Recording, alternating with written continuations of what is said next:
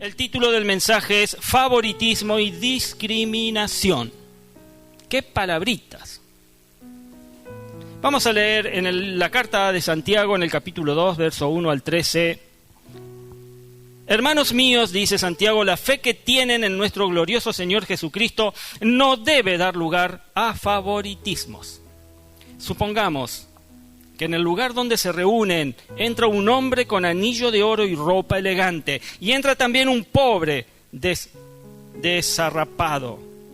Si atienden bien, al que lleva ropa elegante y le dicen, siéntese usted aquí, en este lugar cómodo, pero al pobre le dicen, quédate ahí de pie, o siéntate en el suelo a mis pies.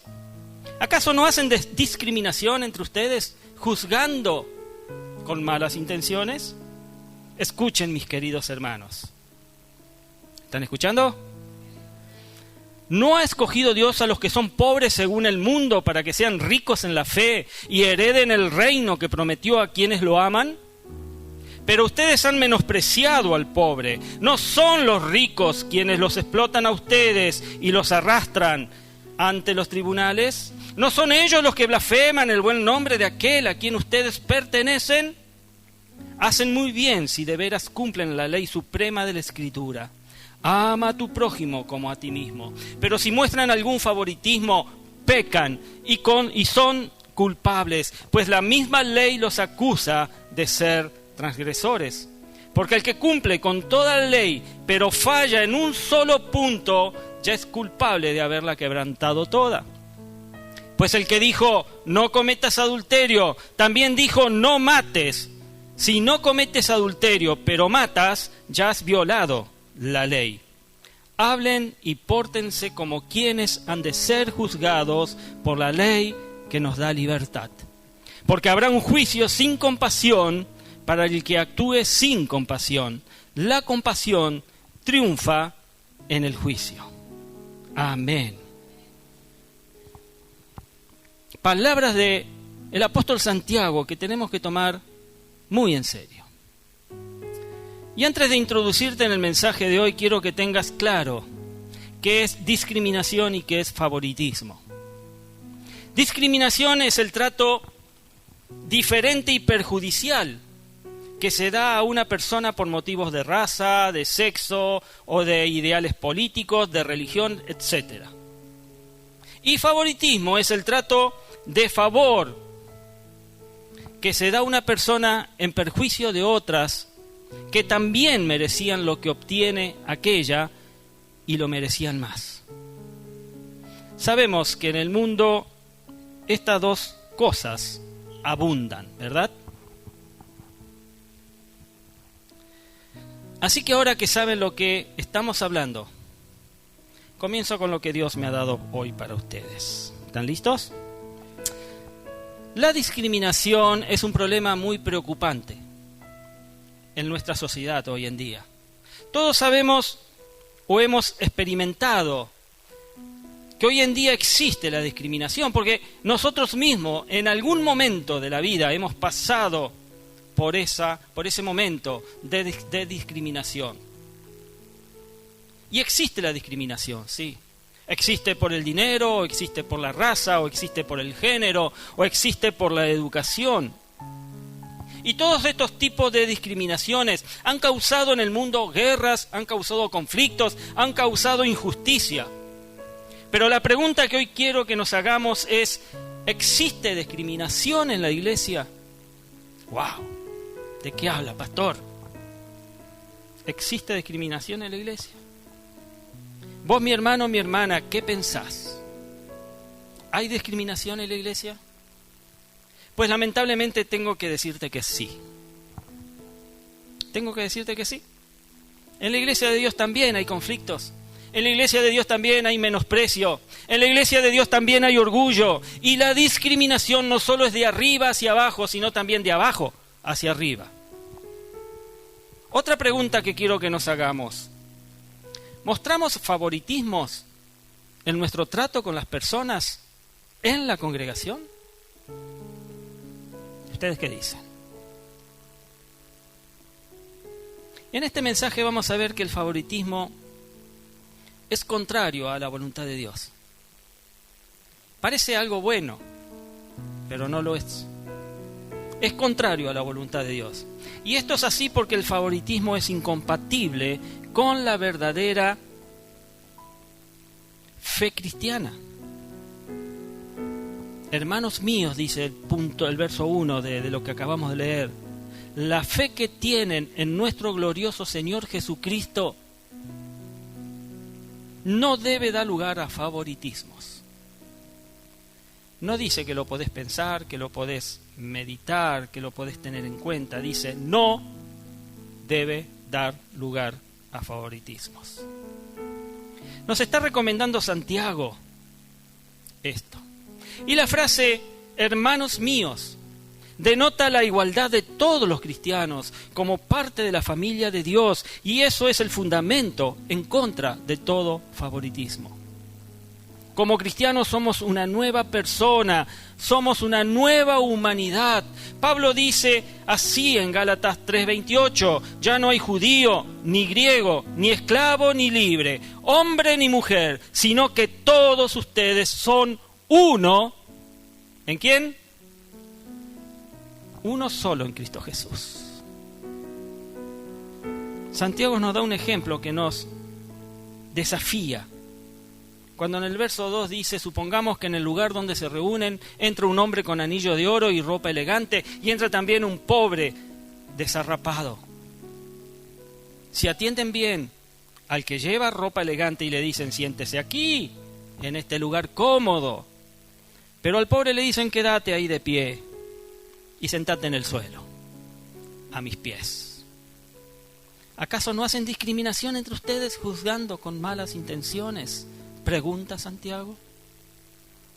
Pensá, ¿qué pasaría si eso pasara en nuestra congregación? Yo doy gracias a Dios porque no pasa. Pero ¿qué pasaría si esto pasara en nuestra congregación? Si mostramos favoritismo en nuestro trato con los hermanos, somos como jueces injustos que juzgan de acuerdo a las apariencias y a la posición económica de las personas. ¿Y sabes qué dice Levítico 19:15? Allí nos advierte el Señor. Dice, no perviertas la justicia, ni te muestres parcial en favor del pobre o del rico, sino juzga a todos con justicia, con la misma vara. Nuestros valores como cristianos tienen que ser diferentes. No juzgamos según el mundo lo hace. No juzgamos según el mundo juzga. Porque el favoritismo es incompatible con el carácter de nuestro Dios. ¿Estás ahí? Verso 5. Escuchen, mis queridos hermanos. ¿No ha escogido Dios a los que son pobres según el mundo para que sean ricos en la fe y hereden el reino que prometió a quienes lo aman? Pero ustedes han menospreciado al pobre. No son los ricos quienes los explotan y a ustedes y los arrastran ante los tribunales. ¿No son ellos los que blasfeman el buen nombre de aquel a quien ustedes pertenecen? La Biblia aquí nos muestra que Dios no hace acepción de personas. Pablo en Efesios 6:9 dice, y ustedes, amos, correspondan a esta actitud de sus esclavos, dejando de amenazarlos. Recuerden que tanto ellos como ustedes tienen un mismo amo en el cielo y que con él no hay favoritismos. Con Dios, mi amado, no hay favoritismo. El amor de Dios es para todos los seres humanos, por igual.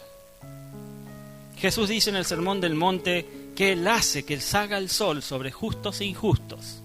¿Recuerdan ese versículo? Pero sin embargo se complace.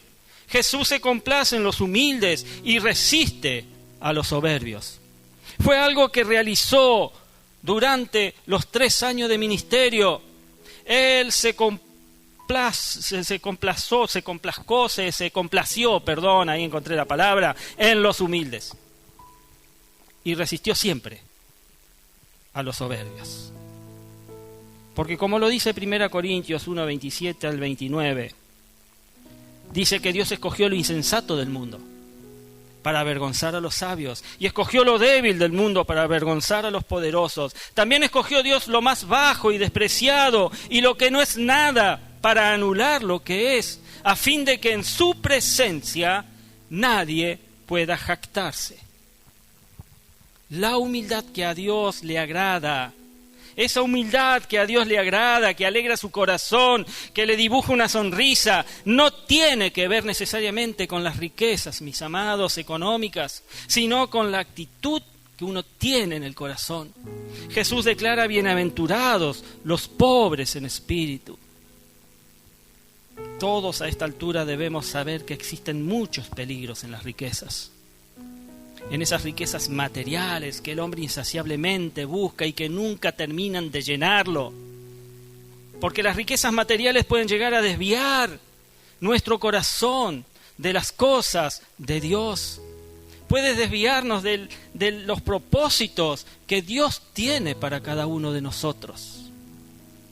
Sobre esto Santiago escribe allí en Santiago 5, 4, 6, unos capítulos más adelante: oigan cómo clama contra ustedes el salario no pagado a los obreros que les trabajaron sus campos. El clamor de esos trabajadores ha llegado a oídos del Señor Todopoderoso. Ustedes han llevado en este mundo una vida de lujo y de placer desenfrenado. Lo que han hecho es engordar para el día de la matanza. Han condenado y matado al justo sin que Él les ofreciera resistencia. Jesús en toda su vida siempre, mis amados, nos dio el ejemplo. No podemos decir que Jesús nos faltó el ejemplo en algo, porque Él comía con pecadores, Él tocaba a los leprosos, Él tocaba a los enfermos. Fue crucificado en medio de 2 delincuentes como el peor malhechor. Y a la primera persona que Jesús le llevó al cielo, me estoy refiriendo a uno de los ladrones. ¿Sabes qué es? Tal vez muchos de nosotros lo hubiéramos tratado con desprecio. Pero Él no, Él lo amó. El favoritismo también es incompatible con el verdadero amor. Hacen muy bien si de veras cumplen la ley, dice el verso 8, suprema de la Escritura. Ama a tu prójimo como a ti mismo. Pero si muestras algún favoritismo, pecás, sos culpable, pues la misma ley los acusa de ser transgresores. Jesús resumió toda la ley y los profetas en el amor. Y cuando mostramos discriminación en la iglesia, faltamos al mandamiento más importante, mi amado. A veces nos preocupamos de muchas cosas en la iglesia. Estamos preocupados porque hay que pagar, porque hay que cubrir los gastos, estamos preocupados porque la gente no viene, estamos preocupados porque se llueve el techo, estamos preocupados porque se queman las lamparitas, hay que cambiarlas.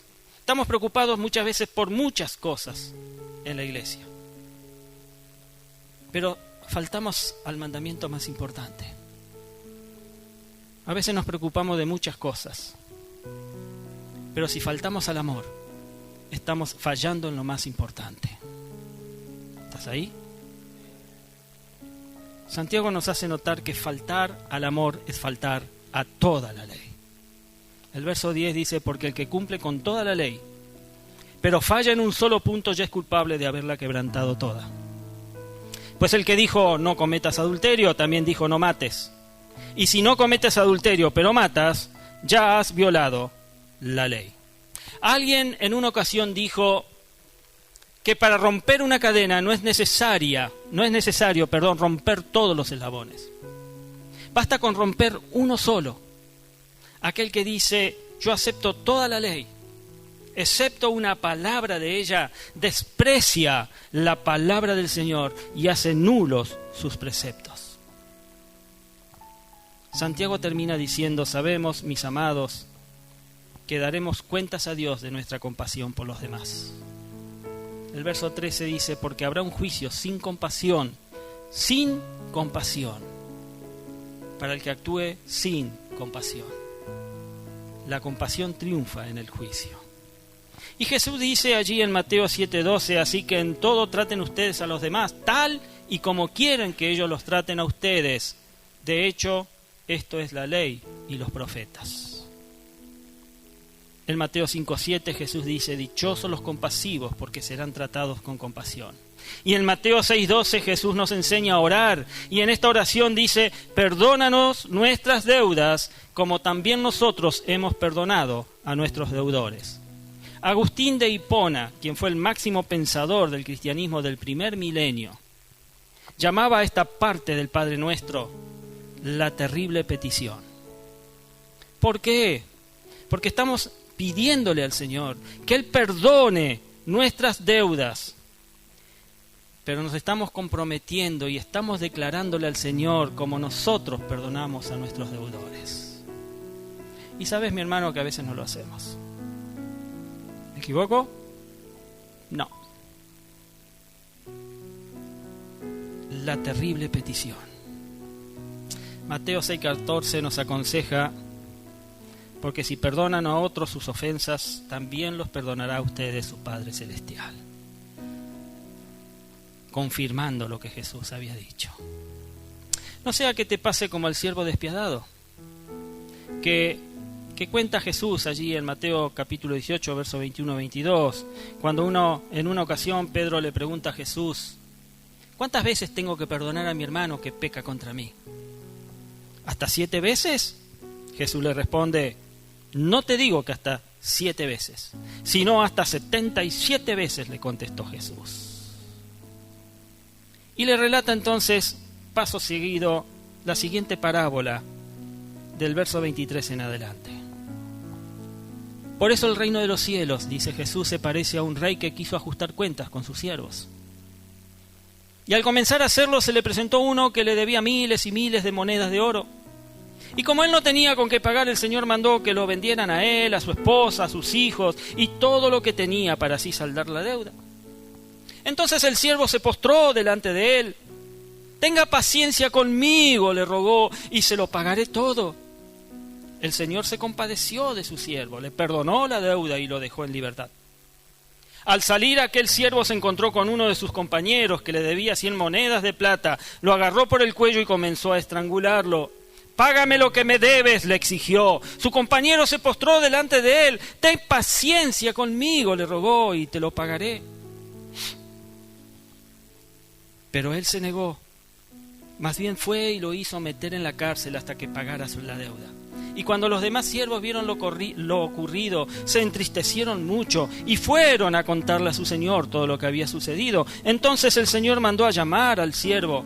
«Siervo malvado», le increpó, «te perdoné toda aquella deuda porque me lo suplicaste. ¿No debías tú también haberte compadecido de tu compañero, así como yo me compadecí de ti?» Y enojado su señor lo entregó a los carceleros para que lo torturaran hasta que pagara todo lo que debía. Así también mi Padre Celestial, dice el Señor Jesús, los tratará a ustedes a menos que cada uno perdone de corazón a su hermano. Jesús nos deja bien claro cómo debemos conducirnos con nuestro prójimo, ¿verdad? No hay espacios para la duda, paz y adoración. ¿Sabes?